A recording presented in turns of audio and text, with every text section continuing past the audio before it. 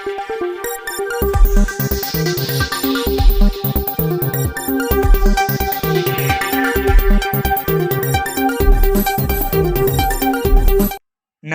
મિત્રો, મારી એટીનું ચેનલમાં તમારું સ્વાગત છે।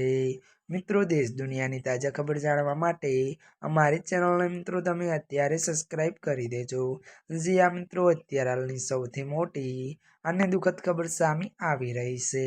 જી આ મિત્રો, આપને જણાવી દઈએ કે વાત કરવામાં આવે તો ત્યારે મિત્રો ભાજપના ધારાસભ્યનું હાર્ટ એટેકથી નિધન। વિગતવાર વાત કરીએ તો ઉત્તર પ્રદેશથી દુઃખદ સમાચાર સામે આવી રહ્યા છે। જી આ મિત્રો, જણાવી દઈએ કે રાજ્યના બેરેલી જિલ્લાના ફરીદપુરાના ભારતીય જનતા પાર્ટીના ધારાસભ્ય ડોક્ટર બિહારીલાલનું નિધન થયું છે।